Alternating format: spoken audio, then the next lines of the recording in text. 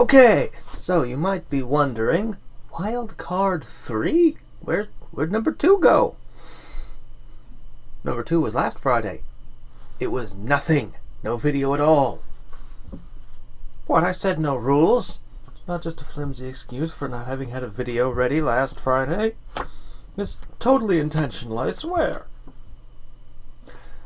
Anyway, today I'm going to talk about this. This is the oldest Dungeons and Dragons I have ever been able to find. This doesn't just predate, 4th, 3rd, 2nd edition. No, this isn't even advanced Dungeons and Dragons. This is the original. And I find it amazing.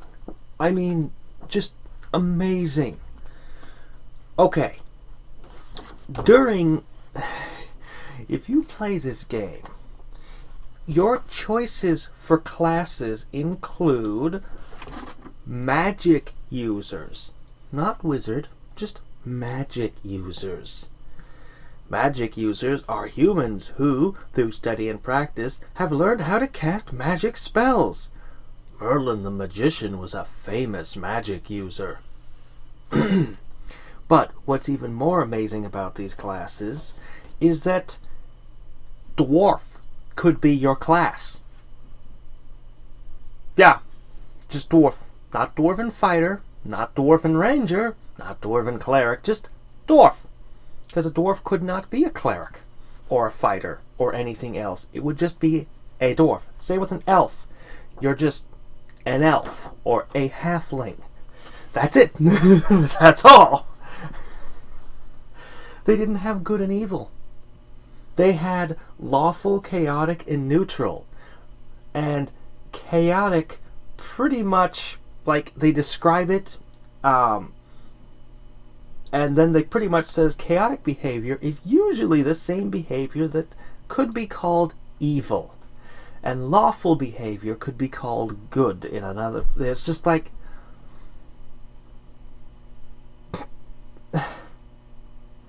So yeah.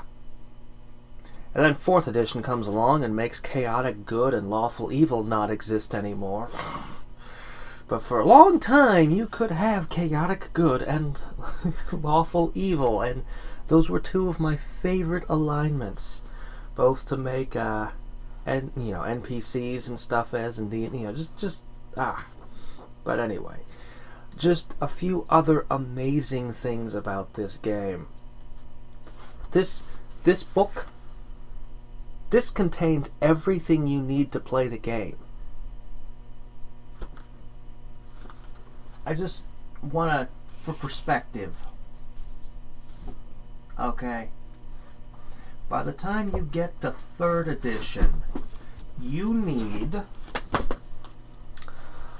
the Player's Handbook, the Monster Manual, because it contains the monsters, and the Dungeon Master's Guide, because it contained a lot of things that you just had to have.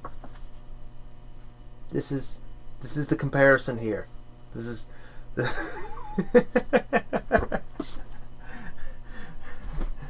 Oh dear. I just... Okay. Your maximum level is 3. Yeah, 3. You're level 3? So you're as strong as you can be. Okay, that's only partially true. You want to be levels 4 through 6, you need the next book, which I don't have.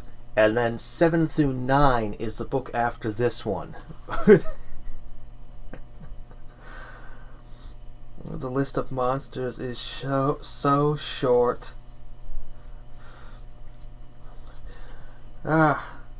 And it's kind of fun looking at the original ones. I mean, they had oil beetles, mountain lions, ghouls, gnolls, grey oozes, hobgoblins, but they didn't have a lot of the things that you'd expect to be there from playing later editions. And they had some odd things like a robber fly or oh hey, a nobleman. Nobles are listed as a wandering monster. Well, isn't that interesting? And actually, the carrion crawler dates all the way back to this book. And I could be mistaken, but I'm fairly certain that the carrion crawler is from Dungeons and Dragons initially. It's like one of their few classic monsters that I find in anime and other things nowadays, but anyway. I'm trying to see if I can find the spells, because there was something interesting about the spells too. Let me get out of these monsters. Oh, and the artwork. I'll have to show you some of the artwork. How to attack. Oh, crud. Oh, here they are. Okay. See, this was before they had reversible spells, which is something the later editions dropped as well. But it, in advanced Dungeons and Dragons, you were able to cast light or cast it backwards as dark, and they're just a bunch of their spells were reversible like that. This predates that, and it's something the later editions cut, so, I thought it was cool.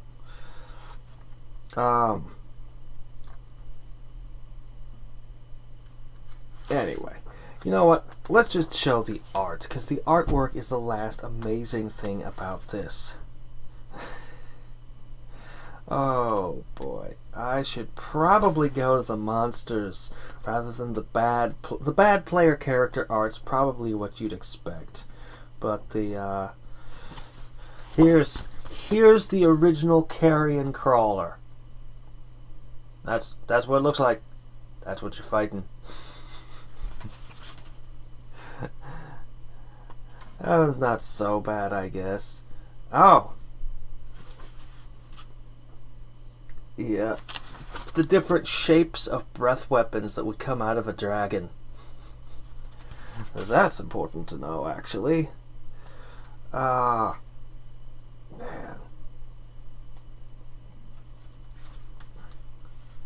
Here's the kobold, the original kobold. This is nothing like what they look today. If you look up kobolds in D&D, you'll see a much more lizardy thing that's possibly connected to dragons in some way. Also, apparently he's killing a snake. I don't know why. I just happened to be killing a snake that morning. Most of these things are just animals. Ooh, pixie. And that's a rust monster. Did they have rust monsters all the way back then? They did. So, this is a twofer. You get a pixie and a rust monster in the same shot. The art just makes me smile on these. I mean, how could you not smile looking at this stuff?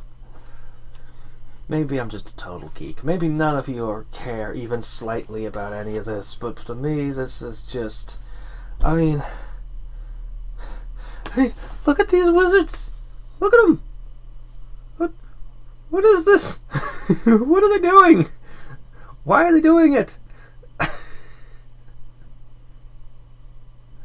They're just talking about, like above it, it's talking about coins, gems, jewelry. Well, okay, I can see that there are rings in there and gemstones on the table. I mean, all the things we're talking about are in the picture, so how can I...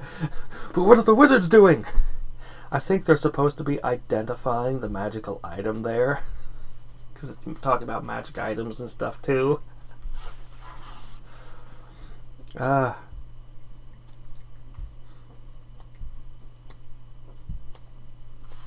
Anyway, I can't remember.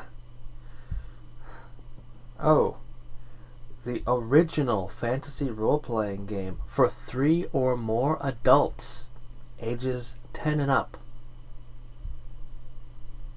So, being 10 makes you an adult, according to TSR. The game was... Okay, hold on, just seriously, that's what it says.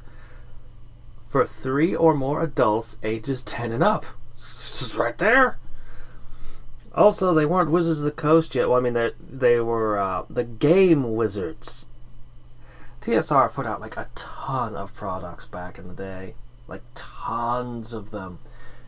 Anyway, that book is it's just amazing to me. Anyway, so